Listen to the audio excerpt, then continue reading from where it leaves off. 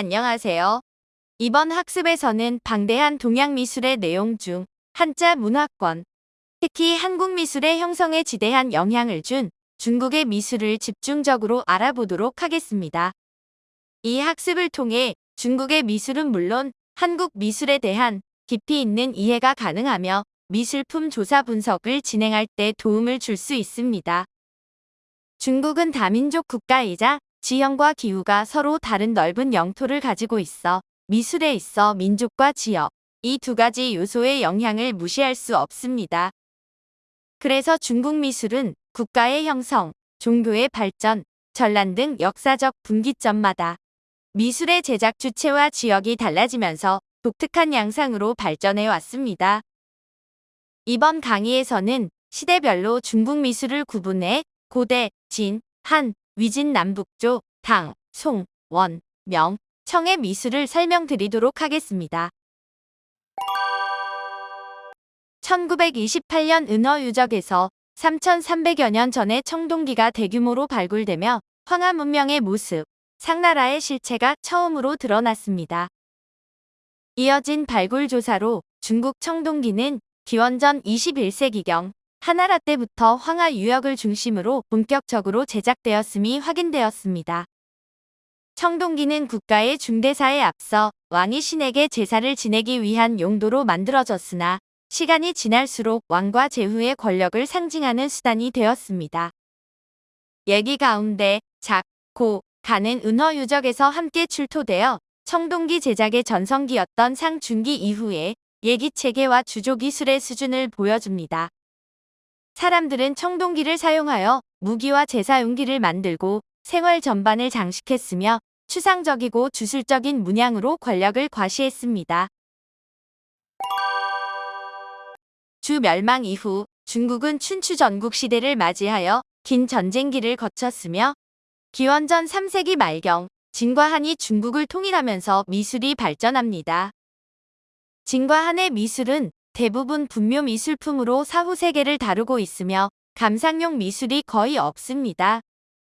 이 시대를 대표하는 진시황릉은 중국을 통일한 진시황의 무덤으로 1987년 유네스코 세계문화유산에 등재되었습니다.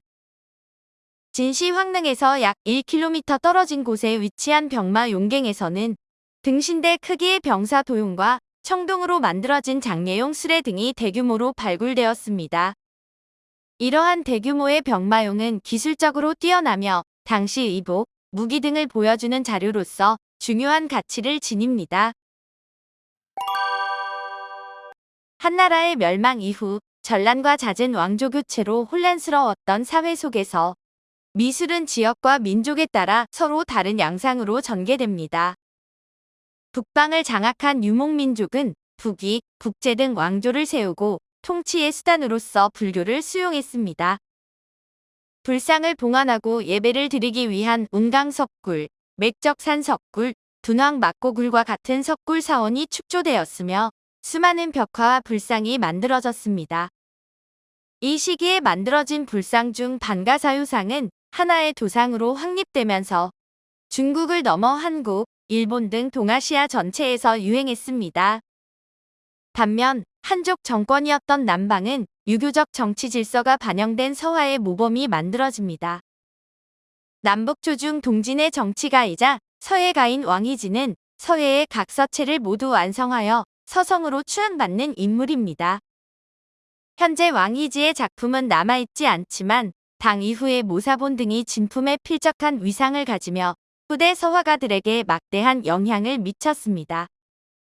서화가 발전하면서 이를 제작하고 평가하기 위한 사상적 토대도 마련되었는데 대표적으로 사역의 고화품록이 있습니다. 고화품록은 그림을 평가하기 위한 육법을 제시하고 있습니다. 육법은 기운 생동, 골법 용필, 응물 상형, 수류 부채, 경영 위치, 전이 모사로, 사역은 이 6가지 기준을 토대로 역대 중국 화가들을 평가했습니다. 당은 안정된 사회에서 태평성대를 이룩하였고 사찰과 황실이 미술의 주 수요층이 되면서 귀족 중심의 화려하고 장식적인 미술이 성행했습니다. 서역과의 교류로 인해 당삼체와 같은 개방적이고 국제적인 미술이 발달하였는데 외국인의 모습과 원숭이와 같은 이국적인 동물들도 등장합니다. 당삼체는 장안과 낙양의 귀족 무덤 부장품으로 만들어지기도 했으며 당대 인물들의 복식과 풍만한 자태, 생생한 표정을 보여줍니다. 이외에도 화조, 산수, 인물 등 회화의 범주가 확장되면서 금분, 석청, 석록 등 고급 안료를 사용한 화려한 청록 산수가 그려졌습니다. 이소도는 청록 산수를 잘 그렸던 것으로 잘 알려진 대표적인 화가입니다. 그의 작품으로도 알려진 명왕행촉도는 오른쪽 구석 붉은 옷을 입은 당현종이 안록산의 난을 피해 촉으로 피난하는 장면을 그린 작품으로 섬세한 채색과 인물의 표현이 돋보입니다. 송은 문치주의와 관료체제에 입각한 유교 질서가 자리 잡으면서 문인들이 새로운 미술의 수요층이 되었으며 이들의 취향에 맞는 담백한 수묵산수화가 유행합니다. 한편 송은 1127년 북방의 여진족 국가 금나라의 침입을 받으며 남쪽으로 천도합니다. 이때 미술의 향유 지역도 북송에서 남송으로 이전되면서 지역적 특징에 따라 지형과 기후가 반영된 독특한 산수화가 발전합니다. 화북지방의 높고 험준한 산을 묘사한 범관의 계산행여도는 북송 산수화를 대표하는 작품입니다. 계산행여도의 오른쪽 아래에서 행장을 갖춘 인물들을 찾을 수 있습니다. 이처럼 우뚝 솟은 웅장한 바위산과 작은 인물들의 강한 대비는 북송 산수화의 특징입니다. 반면 남쪽의 강남지방은 습윤하고 지형이 완만한 기후를 반영하여 물과 낮은 언덕이 많은 산수를 그렸습니다. 대표작으로 마언의 산경춘행도가 있습니다. 산경춘행도는 언덕이 낮고 강과 호수가 많은 남쪽의 지역 특색을 잘 보여주고 있습니다. 다양한 형식의 산수화를 제작하기 위해 산을 표현하기 위한 준법이 만들어졌으며 산수화를 감상하기 위한 화론이 만들어졌습니다.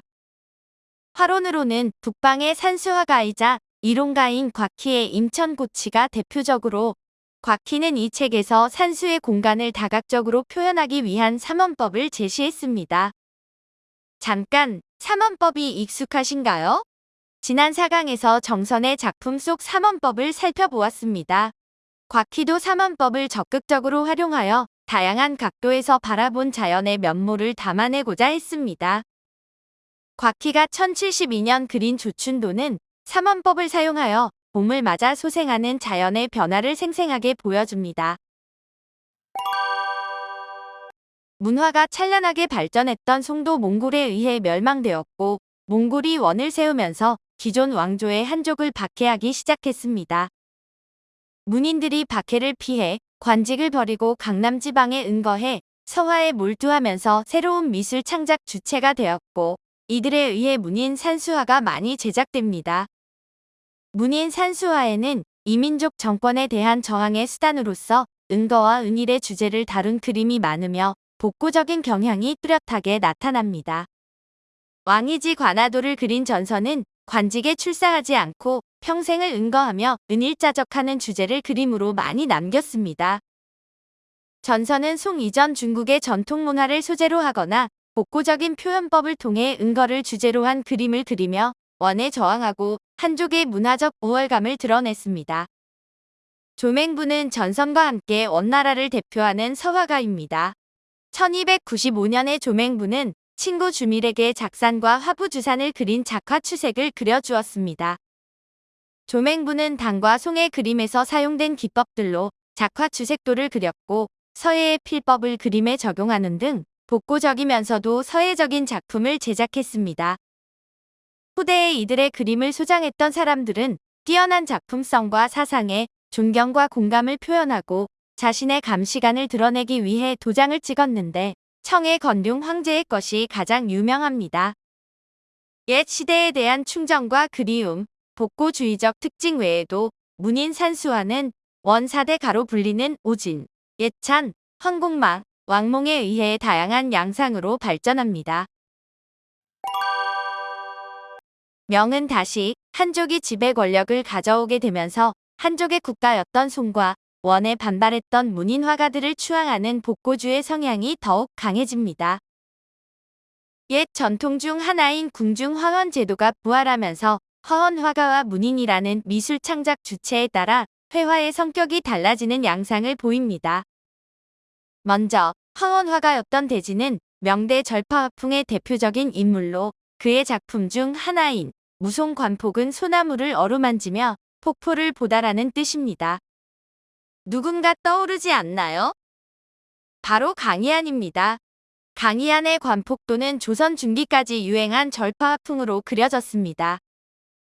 절파화풍은 강렬한 흑백 대비와 구벽준의 강한 필선이 특징입니다. 절파의 또 다른 특징으로는 과장된 나무의 꺾임과 각진 형태입니다. 조선 초기 이상좌의 달밤의 소나무 아래를 거니는 선비는 대진의 소나무와 굴곡과 형세가 상당히 흡사합니다. 한편 심주와 동기창과 같은 문인들은 같은 문인 화가였던 원사대 가의 작품들을 모본으로 삼았으며 전통을 계승하는 데 의의를 두었습니다. 심주는 소주 출신의 문인 화가로서 중국의 우파라는 큰 화파를 창시하여 문인화의 시대를 열었으며 원사대 가를 바탕으로 복고주의적인 회화에 소주 풍경을 결합한 문인 산수화를 남겼습니다. 너무 비슷해서 방금 보았던 그림이었는지 헷갈리지 않나요? 왼쪽이 원사대 가 중 한 명인 황공망, 오른쪽이 심주의 작품입니다. 앞부분의 나무들과 산의 둥근 반두의 모양이 매우 비슷합니다. 이처럼 명예 문인들은 원의 문인 산수화를 모방하여 복고적인 경향으로 나아갔습니다. 청은 원 초기와 유사하게 만주족 국가에 대한 기피와 명에 대한 충정에서 비롯한 유민 화가들이 은거를 주제로 한 저항의식이 담긴 작품을 제작했습니다.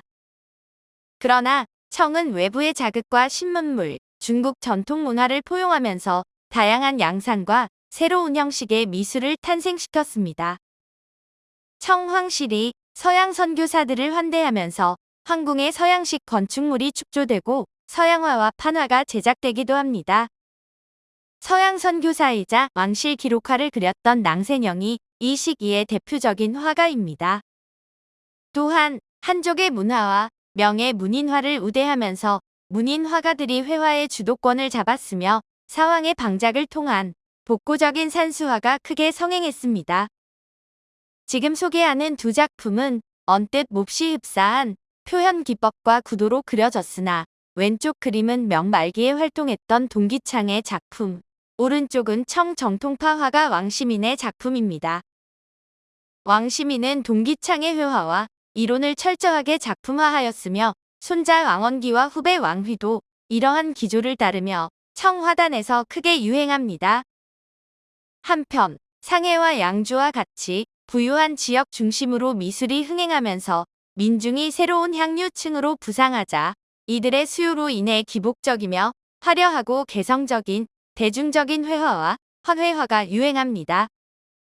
지금까지 중국 미술의 고대부터 청까지의 시대별 대표 미술품들을 살펴보았습니다. 미술의 역사를 알고 그 특징을 이해하는 것은 감상, 분석하고자 하는 미술품에 심도 있게 다가갈 수 있을 뿐 아니라 미술 시장의 법칙을 이해할 수 있는 열쇠입니다.